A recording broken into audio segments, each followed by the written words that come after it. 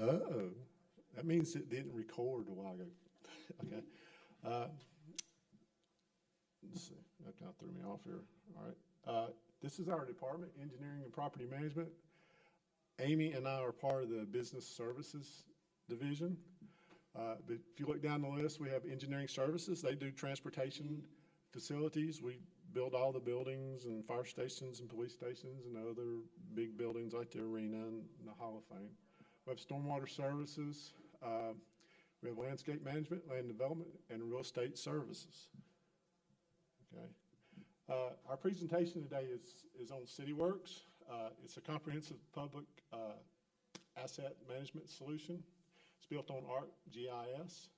It has a web interface, AMS and PLL, iOS mobile applications, and API developer kit.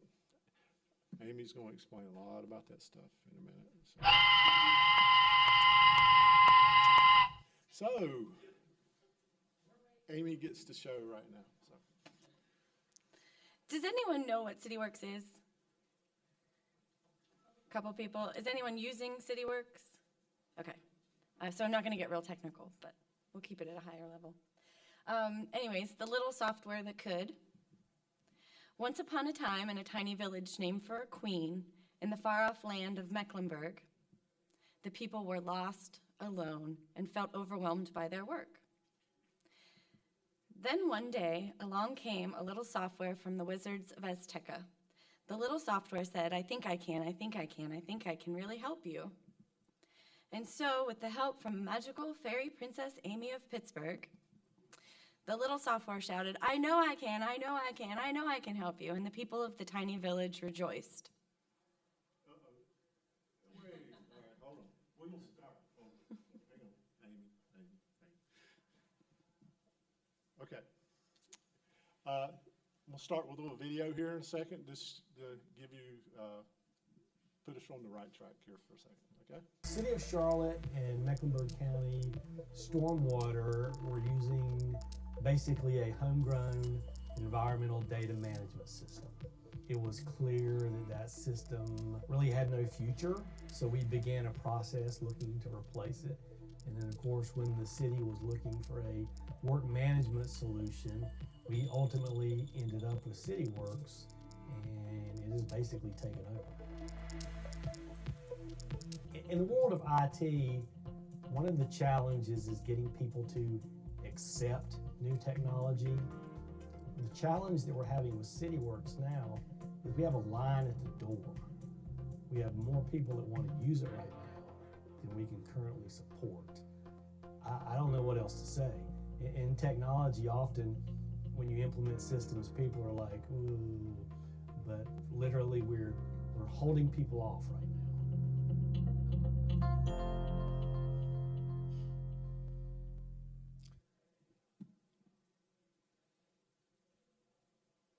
Okay, folks, that just happens to be our boss. We had to sneak that in. He actually is the one that coined the phrase, the little software that could. The way we got Cityworks was Mecklenburg County went out and they did searching for it, and they found this solution. And because they do stormwater services and we have a city stormwater services, they needed to work together. So that said, okay, City of Charlotte, you need to be on Cityworks. Well, that kind of opened up the door for us a little bit because the contract allowed us all to be on Cityworks, all city departments, okay? So, but at the city, we were looking for a working asset management solution. So we were looking at various products. All were extremely expensive. Then we had the budget crisis. The state cut out some funding for us, and we couldn't do any IT projects at the time, any major things anyway. And then Charlotte Water became aware that our stormwater services folks were using it. So now we went kind of had a realization, well, maybe we do have a working asset management solution. Yeah. So here was the brilliant idea. The agreement with Azteca, which is the Cityworks vendor, allowed for the county and every, as I said before, allowed for the county and every city department to use Cityworks. And our cost problems were solved, but now the challenge began. And we introduced Amy to Cityworks, okay? And it's a love affair, as you can tell. Okay, so my first request was to replace an old 20-year-old request system in landscape management. They had Davy Tree was doing the tree inventory, so Davy Tree had their own proprietary software that did work orders attached to trees. But that was all they had. So our landscape management guys, they mow the right-of-way along city-maintained streets. They maintain the landscaping on all of the city-owned buildings, so we have to mow that, the irrigation systems. The mall, I don't know if you're familiar with Tryon Street in Charlotte, but the mall that goes along Tryon Street, they're in charge of all of that. So we had to capture all of their GIS data. As Bill said, this is an application that works on top of the GIS, so you can't take a foundation out from a house or it'll fall apart. So this is what we needed to do first. We needed a way to track all of their work history, their asset management. We also needed a way to record costs, labor costs, material costs, equipment costs, and then track any requests that come in for the tree in the right-of-way of my house. Looks like it might be dying. Can you come out and take a look at it? So this is an example of what Cityworks looks like. We are able to implement Cityworks in all these different divisions because Cityworks is very customizable. So what you're looking at on the left-hand side is a plant tree work order. On that plant tree work order, we want to put points on a map of where we're going to plant these trees so that we can send this information to the contractor and the contractor knows where to plant the tree in the right-of-way. So we designed some custom tools that work on top of the Silverlight map and allow users who are not GIS people to actually edit and add GIS data to the map. So that's what we're doing with this custom tool on the right-hand side. And so I think in all, it adds 3 trees. So now when you save the work order, that work order will go and find those 3 trees that you added on the map, and it'll attach those assets to that work order. So as you continue to monitor that tree, inspect that tree, prune that tree, all those work orders are attached to that point. So when you select that tree and go in to search all your work history, you get everything from the plant tree work order all the way up to the tree removal work order, because they're all attached to that one asset, that one point. And so this is the beginning of that. We are susceptible to high winds, hurricanes, rain. That causes trees and limbs to fall. We have an aging tree canopy. So we had to create some sort of storm workflow to alert the crews out in the field that there's a tree down and they need to go and remove it from the middle of the road so ambulances can get by. So the workflow mainly is the citizen will call 911 and report the tree down in the right-of-way. An officer goes to the scene. If he can move it, he does. If he can't, he calls the dispatcher back. The dispatcher enters some information real quick into a form, which creates a service request and sends a text message and an email to the on-call staff. And then the crew responds to that email with an estimated time of arrival. So this is what the screen looks like that the dispatcher looks at. These are some requests that have been entered previously. They click the new button and a form comes up. We can type in an intersection, a block range, or a street name. And then if there's any comments, most of the time the dispatcher will put a whole tree or a limb is blocking half the roadway, just a quick description, and then a phone number in case the crew needs to respond back to the dispatcher. That sends a text message out to the on-call phones, and that's the noise that we use. The text message goes first because the text message notification can be set up to go off every 2 minutes for 30 minutes. Whereas if we would have just done the email with the push notification, you only get one noise. So 3 o'clock in the morning, you may need a few more notifications. This is what the email looks like on the phone. There's links directly back to the dispatcher's phone number. There's a link to reply to the dispatcher and also a link to the map, which will route them from whatever location they're in to the incident. They'll reply to the dispatcher, and the minutes ETA already exists on that email when they hit the reply button. So all they have to type in is how long they think it might take to get out there so that the dispatcher can let the officer know that somebody's coming in 45 minutes. and then the dispatcher receives this message on their screen. Now is probably a good time to mention that Cityworks has 2 modules, an AMS modules that does work orders, service requests, and inspections, and also another module that does PLL, permitting, licensing, and land. So cemetery, we own 6 city cemeteries that we operate. We do openings, closings, sales, disinterments, landscape maintenance, monument maintenance, foundation setting. They wanted a way to be able to track their sales, opens and close, and their work orders. So because cemetery fell under landscape, when we did the most recent landscape management upgrade of Cityworks, we implemented a PLL application for the cemeteries group. And we went on the PLL side because cemetery has fees that we need to track and payments that need to be made. So the PLL allowed us to do that. There's also interaction between the two that when you go through a workflow, well, we'll see that in just a second. Does anybody know who Randolph Scott is? Raise your hands. 2 people. Out of the people that don't know who he is, any guesses? Anybody would like to make a guess? That's a good one. Went to state, He's an actor. majored in industrial engineering and was a hero in all my husband's calculations. There you go. There's the winner right there. Very good. Just give me 24 hours to come up with a brilliant idea to save our town. Just 24 hours. That's all I ask. No! You do it for Randolph Scott. Randolph Scott. All right, Sheriff. 24 hours. Whatever happened to Randolph Scott? Riding the train along. Whatever happened to Gene and Tex and Roy and Rex the Durango Kid? Oh, whatever happened to Randolph Scott? So we know what happened to Randolph Scott. He is buried in our uptown cemetery.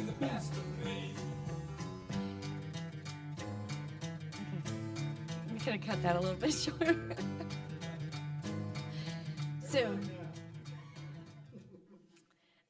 So in January, if you go midday to Randolph Scott's grave, you'll find an empty shot glass. And we found out recently that there is a group of people that will travel from, I think, Atlanta, Georgia on his birthday, and they'll bring shot glasses and a bottle of whiskey, and they'll sit there for a couple hours and drink whiskey with the empty shot glass on his grave, which is kind of funny. So when we started, when we looked at bringing cemeteries onto Cityworks, we were working with some people who they weren't real keen on changing things. They were set in their ways. They liked their file cabinets. They liked not giving data to the public. They liked that micromanaging. So I would go in there and I felt like people were throwing daggers at my back when I would go in to get the data so that I could digitize all of this information to get it computerized so that I could send it out to the citizens. Well, recently we hired a new cemetery manager, and I put this picture up here to show you just how close to the work that he is. He's the guy in the blue shirt that's bending down. We're doing a disinterment of a woman who'd been buried for 97 years in that spot.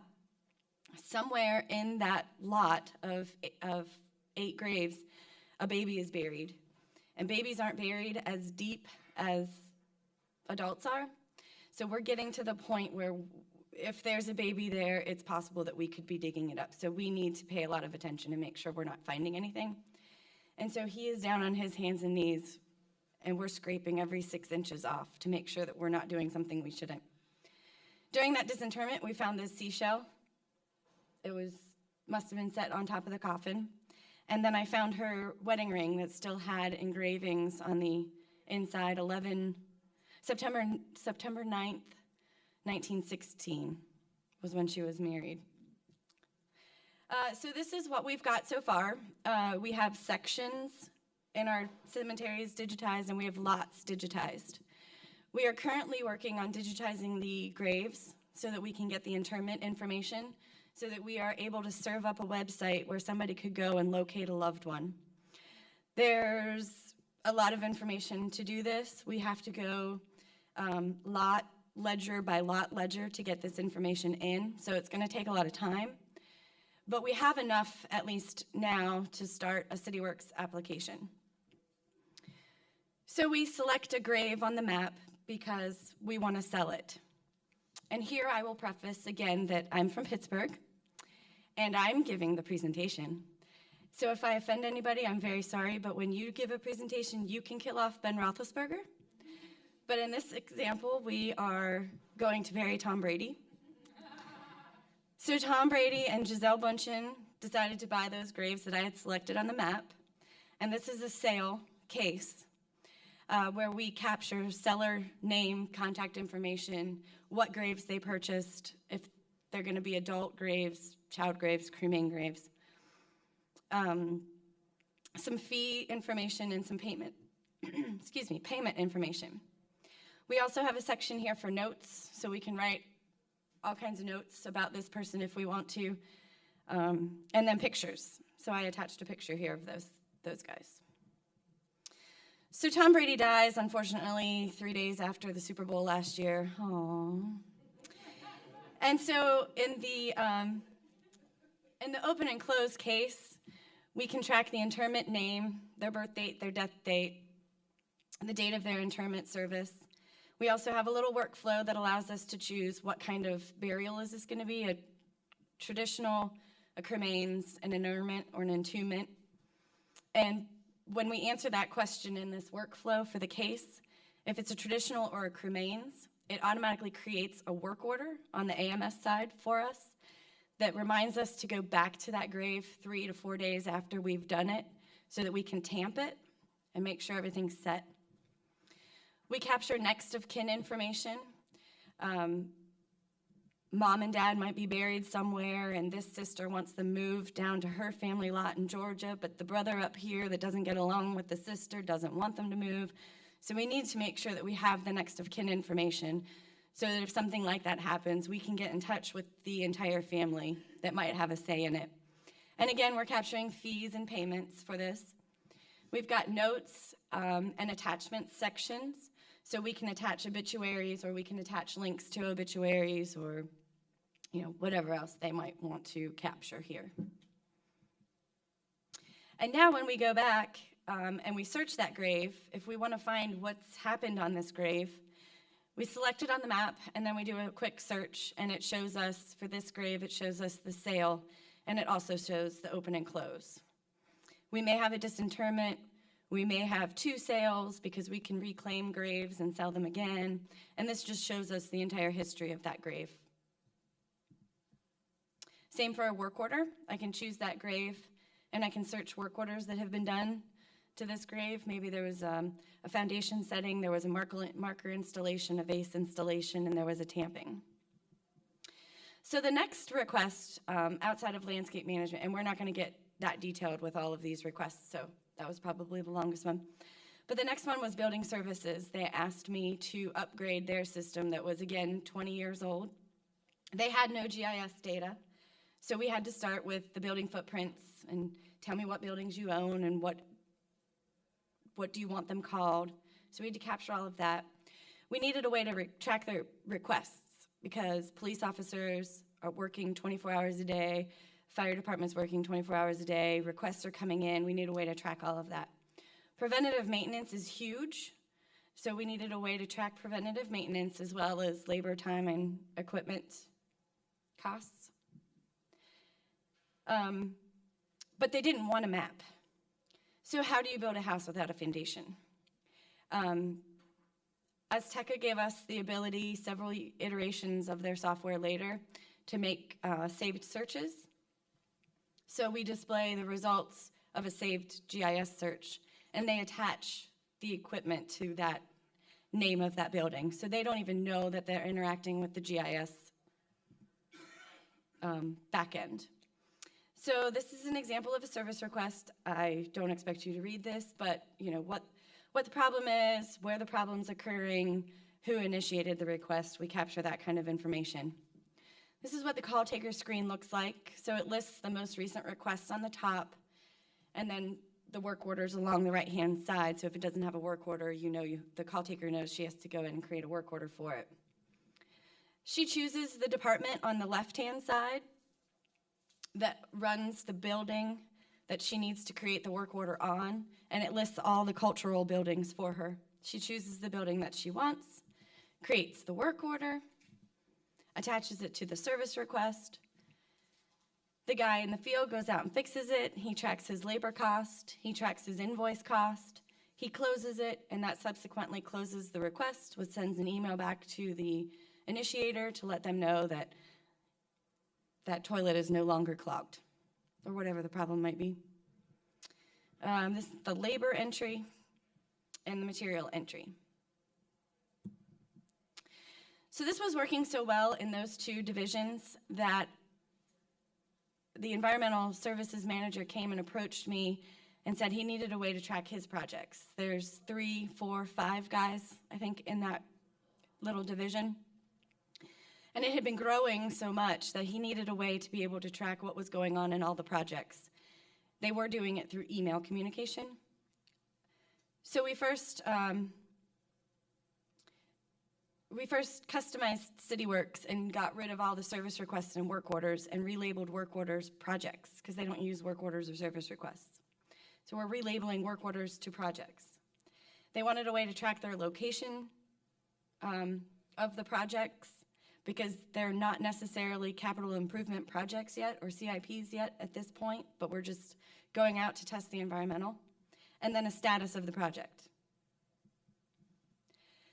That was working so well for environmental that the utility coordinator manager came to me and asked if I would implement a Cityworks application that would allow her to track her projects.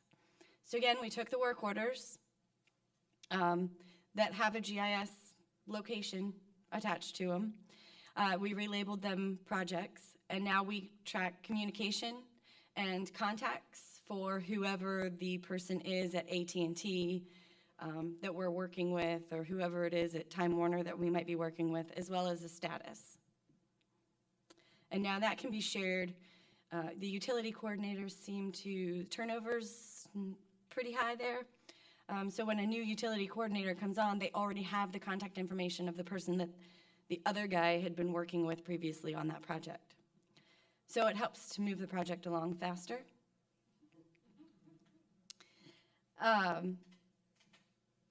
It was requested that the water quality team have a place to track their permits. I guess there's a bunch of water quality permits, and they had no place to store all of this data except in a file folder somewhere in a file drawer. And they needed a way to track the BMP that the permit was attached to. So again, we went with work orders, since work orders have an asset or GIS location. This is how we track stormwater inventory at the City of Charlotte. We just want to make sure that we get the most accurate location. Just kidding. Stormwater inventory collection. So when a CIP is completed, the project manager will send a note down to the inventory manager letting her know that we just completed this project, we put some new pipes in this neighborhood, I need you to go collect the GIS data. Well, at one point, they were closing projects so quickly that this inventory manager couldn't keep track. So we threw together a Cityworks application for her that allows her to do just that. But we went a step further and gave her the requests as well. So now she can track requests and the projects that they're going out to collect. So we built upon the Add Tree tool and created a tool for stormwater inventory. This allows us to copy a CIP or a capital improvement project boundary from their GIS layer and paste it into stormwater inventory's asset layer. So where we were putting points on the map for the trees, wrote a little bit more script, and it allowed us to copy features from other layers and paste them into our assets layer. So you're doing GIS without having to know GIS. So she selects the CIP polygon and she creates the work order. We've got some background custom processing that does some analytics on the data based on the square footage, or the square acreage, the acreage of that polygon. How many features we think might be in that polygon because it's this size. And we've embedded a few pop-ups, but that's too far into the weeds. So Stormwater also needed a way to track their requests that are coming in, because we're getting these wonderful hurricanes and we've got a lot of flooding and blowouts, so we need a way to track all those requests. The request comes in to our 311, a homegrown system, and through using the APIs, it creates a Cityworks service request for us, and we can track it all the way through project completion. They also needed a way to track their tasks, their resource management, and then run a bunch of analytics on the data once it's completed.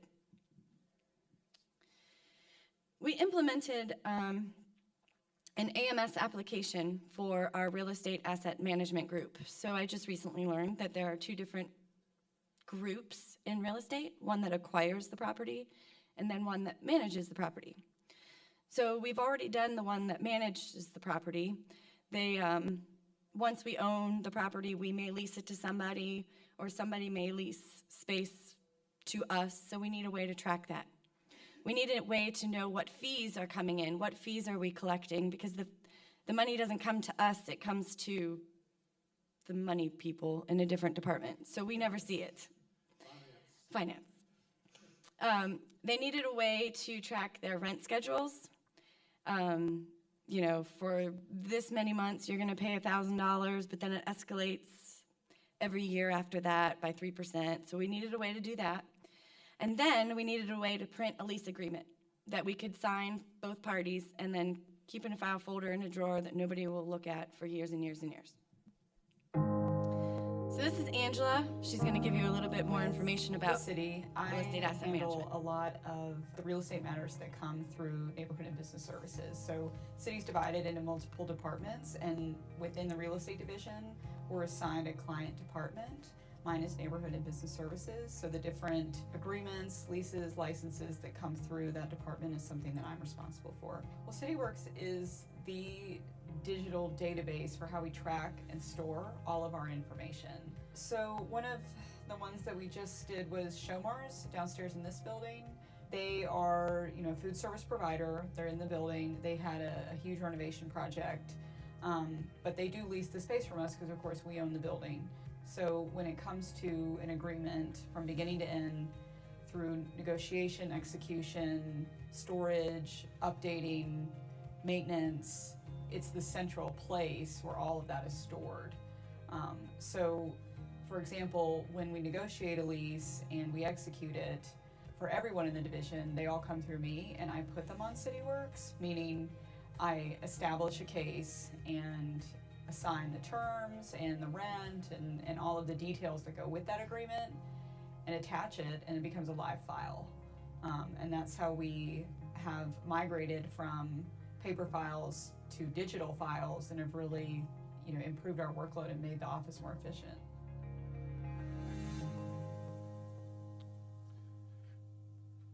Okay, you get the mean old troll back. Okay, you can see this is the pyramid Amy has been building, okay?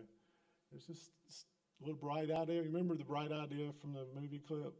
A bright idea to save our city? Well, we had a bright idea to save our city too. So if we can facilitate this many parts of our business, and our department does capital projects, okay? So what's left? Okay, that's a lot of what we do, capital projects and not. This is what's left. Real estate acquisition, Amy touched on that a little bit. Construction inspection, contracts management, project management, okay. Munis integration, we use Munis ERP as our financial solution, and project labor billing. Out of these, I think the toughest one's gonna be that Munis thing. Okay, because that means we gotta get those financial people involved. Yeah. Okay, so real estate acquisitions, we call it retro. Amy is up to here in retro right now. Construction inspection, we've got some requirements documented on that. We're just started documenting requirements on on the CI application for construction. Both those solutions were built on Microsoft Access, the current solution, the legacy tool, Microsoft Access with a SQL background, okay? Our expert in those two solutions is leaving us. How old's he, 80-something years old? I don't know. He worked with Charles Babbage. That's our joke around the place. Anybody know who Charles Babbage is? Okay, anyway. Jack, I hope you don't say this. Okay. Project management. Okay, it could be when you build this platform, my theory as a project management expert is you could easily adopt an agile process on top of Cityworks. And then here again, Munis ERP. So I'm gonna give it back to Amy. She's gonna talk to you a little bit about retro. So the real estate acquisition team, they actually go out and acquire the property for the temporary construction easements, the right-of-way easements. If we acquire the entire property because we're buying it because it's in a floodplain, we need a way to track all of that project information for all of those parcels.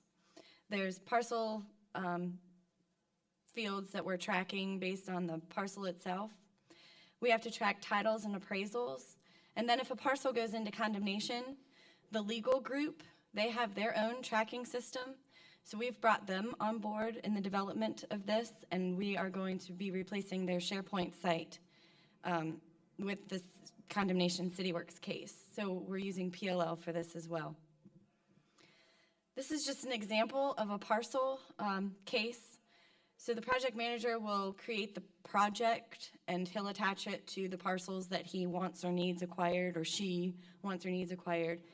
And then the real estate project manager will create parcel cases for each one of those parcels. And then we track whether this is just a temporary construction, or this one's a right-of-way easement, or this one's a total take. So that allows us to do it at the parcel level. There's workflows involved with this. So there's things that need to be done before other things. So we hire out contract agents that actually go out into the field and talk to the parcel owner to talk through the process of acquiring a piece or all of their land.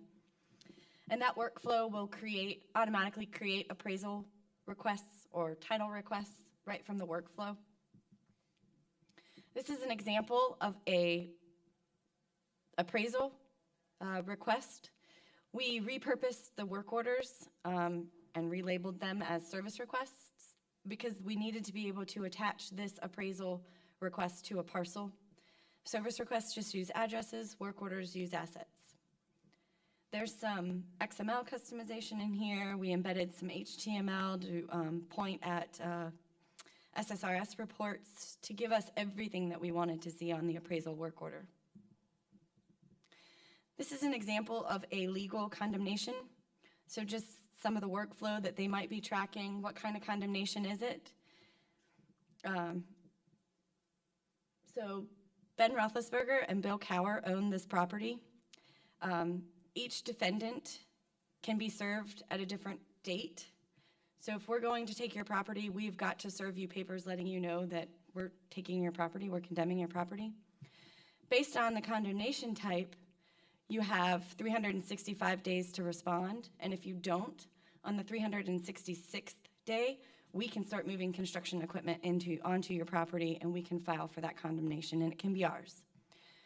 So the legal team needed a way to be able to see who defaults when.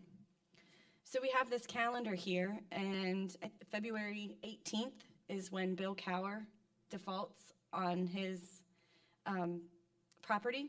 So if we don't hear from him by that Friday, then we can go to the Register of Deeds and we can record this condemnation. So this isn't in Cityworks. This is something that we wrote and rendered in ASP.NET. And it's pooling data from the Cityworks application. So this is just an example of how you can use customization to make Cityworks work for pretty much any division within your group. Okay. Okay. This is kind of the snapshot of what I call the concentric model. These are all the business processes around the outer ring here. And hopefully at one point in the future, maybe 4 or 5 years from now, this circle will be complete. Then we can focus on finance, integration with our Munis solution, and then overlay project management over that. And then we'll have a holistic solution for our department. Basically, all our business processes could be right here, we hope. We discover new things every time we do this. Every time Amy does this, it's a different thing we have to do in Cityworks. She's the fairy princess. That's why we put that in there, because she can do some magic with it. Her and some programmers.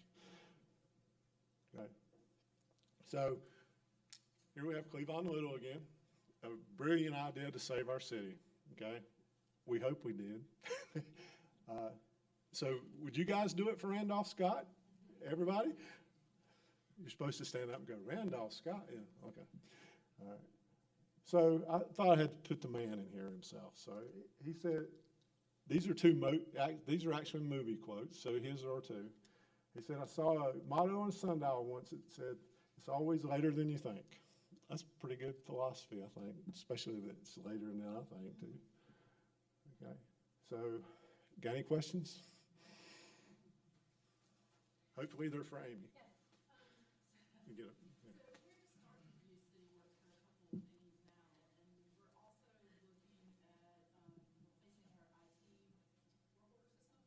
And we're looking for something that also would do project management too. So it sounds like you feel like it would be strong for that, but do you think you could also use it to track work orders within an IT department? Oh, yeah. Yeah, definitely. Mhm. Yeah, you would just use the request side of the AMS module. I don't know why our city group doesn't use it, but Yeah, the request could be your stack. If in an agile environment, you just prioritize the stack. So I would think an agile file process where you overlay a prioritization system over top of the Cityworks foundation that says, well, these are the things that are important to the organization. So these projects go before those. So between the two, because you get thousands of things in your stack. If you don't prioritize them somehow, you won't get the important things done. So. And there'd be enough integration where you could pull metrics from the work order and project management side? Clyde, I don't use the project side of the AMS. Clyde might be able to talk about that. I don't know if he's using it. Yeah. Mm-hmm. DOT may have a bond project, so they use it just to kind of, at the management level, just to track costs. Yeah, so you can, on the AMS side, you can create projects and then you can put budgets in there. But like I said, we repurposed work orders to projects.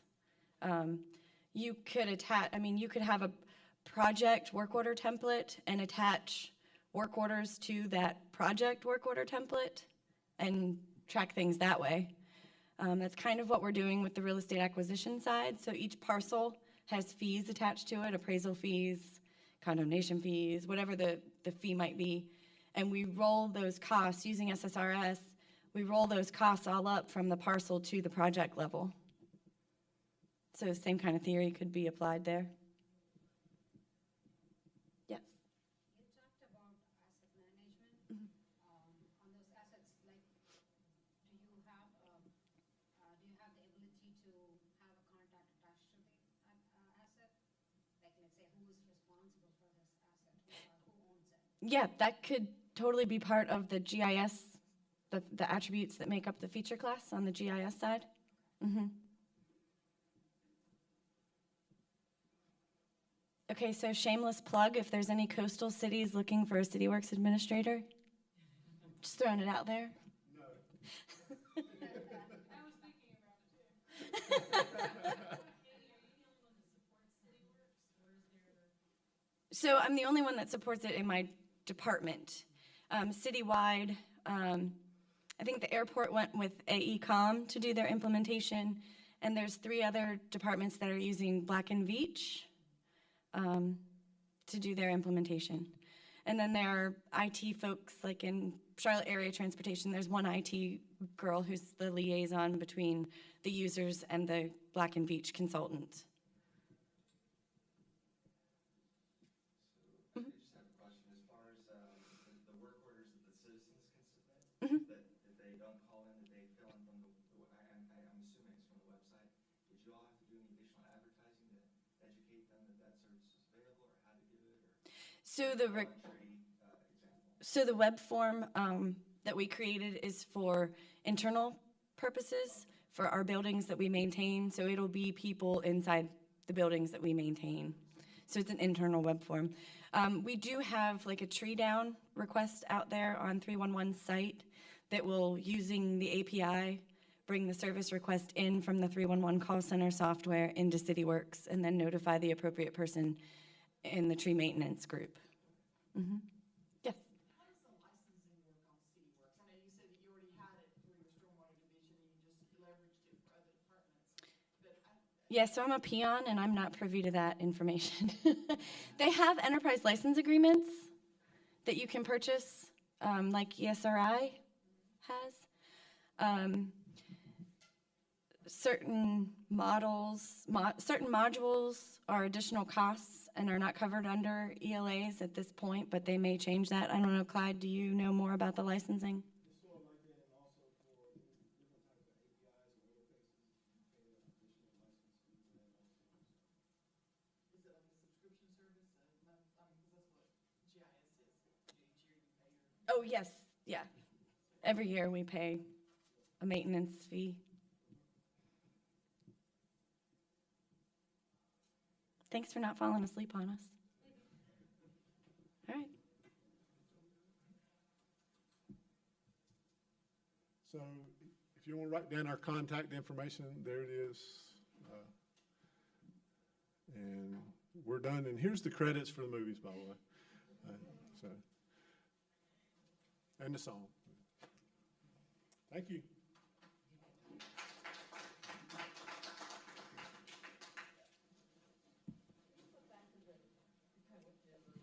Which one?